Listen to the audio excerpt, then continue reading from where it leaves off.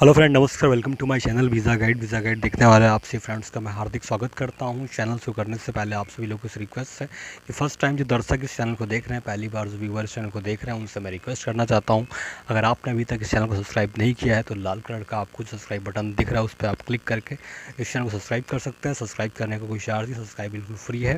साथ में जो बेल का बटन है उस पर क्लिक करके आप बेल दबा सकते हैं। बेल दबाने से फ्रेंड्स क्या होगा कि आप कहीं भी रहेंगे, कोई भी काम करेंगे, जब कभी आप यूट्यूब चैनल खोलेंगे तो मेरी वीडियो सीधे आप तक पहुंचेगा नोटिफिकेशन के ज़रिए, और कोई वीडियो मिस नहीं होगा और आप इस वीडियो को पूरा देख सकते हैं।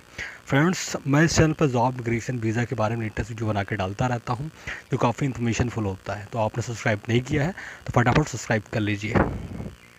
फ्रेंड्स, आज मैं जिस टॉपिक पर आपसे डिस्कस करने वाला हूं वो टॉपिक काफ़ी इंपॉर्टेंट है।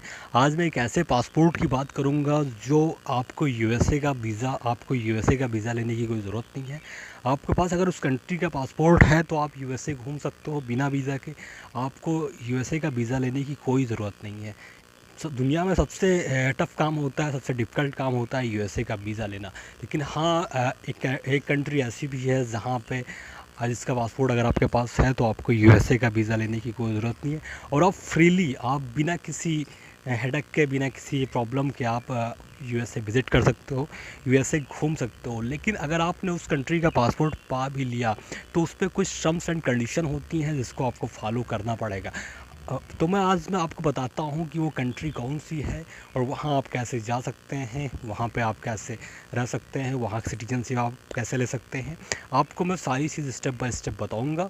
बस आपको करना क्या है कि इस वीडियो को शुरू से लेकर लास्ट तक देखना है, तभी आपको सब कुछ समझ में आएगा। साथ में लाइक के बटन पर क्लिक करके लाइक करना है, और कमेंट बॉक्स में आपका जो दिल का है वो आप कमेंट भी कर सकते हैं। तो आइए शुरू करते हैं।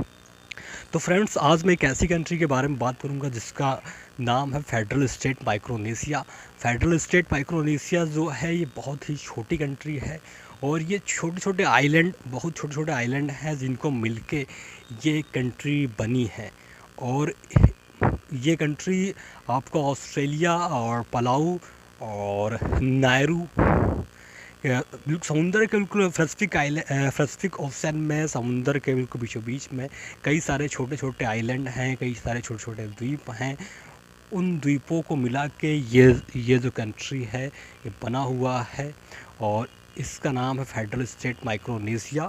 और सबसे जो ख़ास बात यह है फेडरल स्टेट ऑफ माइक्रोनेशिया का कि बहुत ही छोटा कंट्री है, और यहाँ की जो करेंसी है वो यूनाइटेड स्टेट डॉलर यहाँ पे चलता है। इनकी खुद की कोई करेंसी नहीं है, ये यूएस डॉलर यहाँ पे यूज़ होता है।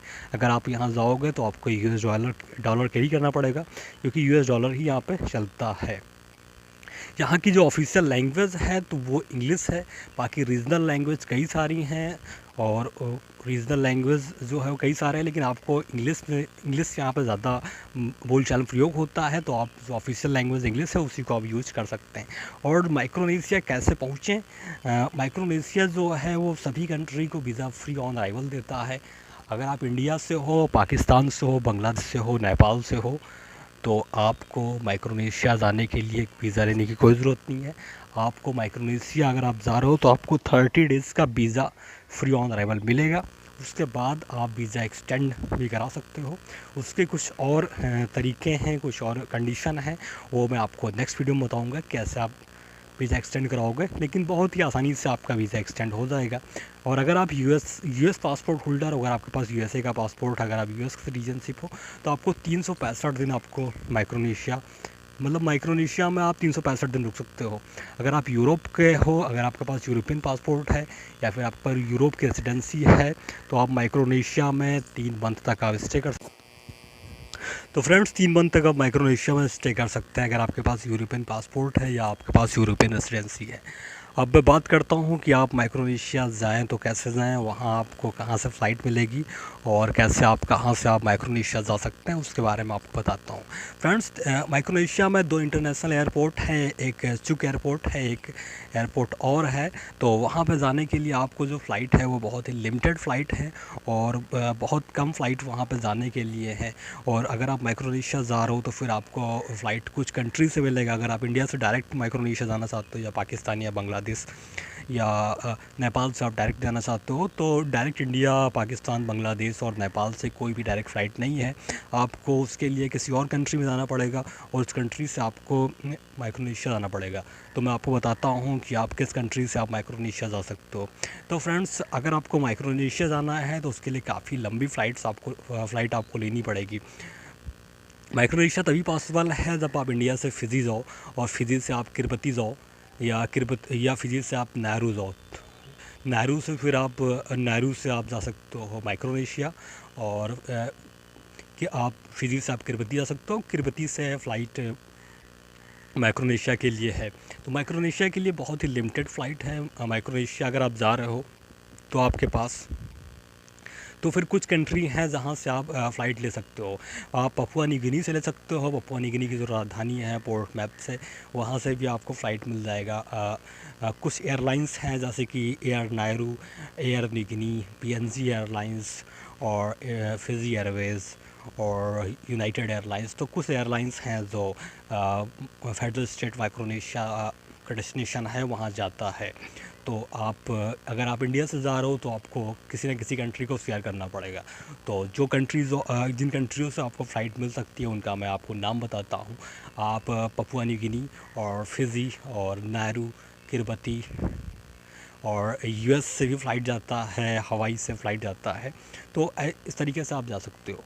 तो कहने का मतलब ये है कि इस आइलैंड में जाना काफ़ी एक्सपेंसिव है, काफ़ी महंगा है। यहाँ पे आपको जाने में काफ़ी दिक्कत हो सकती है क्योंकि डायरेक्ट कोई फ़्लाइट है नहीं। तो आप जाओगे तो किसी और कंट्री के माध्यम से ही जाओगे। फिर मैं बात करता हूँ यहाँ जॉब अपॉर्चुनिटी के बारे में। तो छोटा सा देश है, जॉब की अपॉर्चुनिटी यहाँ पे बहुत कम है। यहाँ पे जो सबसे बेस्ट है वो है बिज़नेस। अगर आपको यहाँ पे बिज़नेस करना है तो आपके लिए सही है। अगर आप यहाँ जॉब करने के लिए जा रहे हो तो जॉब की अपॉर्चुनिटी यहाँ पे ज़्यादा है नहीं, और जो माइक्रोनेशिया है वो काफ़ी एक्सपेंसिव है। यहाँ पे एक्सपेंस काफ़ी ज़्यादा है क्योंकि यहाँ लिमिटेड रिसोर्स हैं, बहुत ज़्यादा यहाँ पर रिसोर्स है नहीं। जो कुछ इनके देश में जो आता है वो बाहर से ही आता है। तो ये सारा जो कुछ यहाँ प्रोडक्ट है, जो कुछ है खाने पीने वाला या बाकी क्या जो सामान है, वो दूसरे देशों पे ही आश्रित है, दूसरे देश से यहाँ पे आता है। अब बात करते हैं कि माइक्रोनेशिया की सिटीज़नशिप कैसे लें। तो माइक्रोनेशिया की सिटीज़नशिप के बारे में आपको बताता हूँ। अगर आप लीगल तरीके से माइक्रोनेशिया में 5 ईयर आप स्टे करते हो, 5 साल अगर आप माइक्रोनेशिया में रह लेते हो, तो माइक्रोनेशिया आपको ऑटोमेटिकली आपको सिटीज़नशिप दे देता है और आप माइक्रोनेशिया की सिटीज़नशिप आप ले लोगे। लेकिन इसमें भी टर्म्स कंडीशन ये है कि 5 साल आपको रुकना पड़ेगा और लीगल रुकना पड़ेगा। उसके बाद दूसरा तरीका ये है कि आप किसी माइक्रोनेशिया की लड़की या किसी उससे आप शादी कर लेते हो, या फिर कोई लड़की है वो माइक्रोनेशिया के लड़के शादी कर लेता है, तो एक मैरिज हो गया। आप मैरिज करके भी माइक्रोनेशिया में आप रह सकते हो, माइक्रोनेशिया सिटीजनशिप आप ले सकते हो। दूसरा, आपको 5 साल वहाँ रुक के आप माइक्रोनेशिया की सिटीजनशिप ले सकते हो। लेकिन सबसे बड़ा फैक्टर आता है माइक्रोनेशिया में ये है कि माइक्रोनेशिया डुअल सिटीजनशिप अलाउ नहीं करता है। तो अगर आप किसी और कंट्री को, आप इंडिया, बांग्लादेश, पाकिस्तान या नेपाल या किसी और कंट्री को, तो आपको अपनी कंट्री की सिटीजनशिप छोड़नी पड़ेगी। और अगर आप अपनी कंट्री की सिटीजनशिप नहीं छोड़ोगे तो माइक्रोनेशिया एक अच्छा खासा जुर्माना का प्रावधान किया हुआ है, आपको अच्छा खासा जुर्माना देना पड़ेगा। क्योंकि माइक्रोनेशिया में डुअल सिटीजनशिप अलाउ नहीं है, वहाँ पे केवल सिंगल सिटीजनशिप ही है। तो अगर आप सिंगल सिटीजनशिप लेना चाहते हो तो माइक्रोनेशिया में आप पा सकते हो। बाकी मैं बात करता हूँ कि माइक्रोनेशिया में सबसे ख़ास बात ये है कि यहाँ का पासपोर्ट पावरफुल है बहुत ज़्यादा। और अगर आप जा रहे हो तो फिर आपको मान के चलो कम से कम आपको $2000-3000 आपको लेके जाना पड़ेगा इमिग्रेशन में दिखाने के लिए। और माइक्रोनेशिया जो है बहुत ज़्यादा एक्सपेंसिव है। वहाँ पे अगर आप जा रहे हो तो आपको होटल बुकिंग एडवांस करनी पड़ेगी, इमिग्रेशन में आपसे पूछेंगे। तो मैं आपको यही कहूँगा कि आप माइक्रोनेशिया में होटल बुक करने से अच्छा आप एयरबीएनबी यूज़ करें, और एयरबीएनबी आप यूज कर सकते हैं। एयरबीएनबी के ज़रिए आप वहाँ रुक सकते हैं। तो कंफर्म आपके पास होटल बुकिंग होना चाहिए, राउंड ट्रिप का फ़्लाइट टिकट होना चाहिए। तो फ्रेंड्स, उम्मीद करता हूँ कि इन्फॉर्मेशन आपको अच्छा लगा होगा। अगर आपको ये इन्फॉर्मेशन अच्छा लगा है तो आप लोगों से मैं रिक्वेस्ट करना चाहता हूँ, इस वीडियो को लाइक करिएगा और साथ ज़्यादा से ज़्यादा शेयर करिएगा।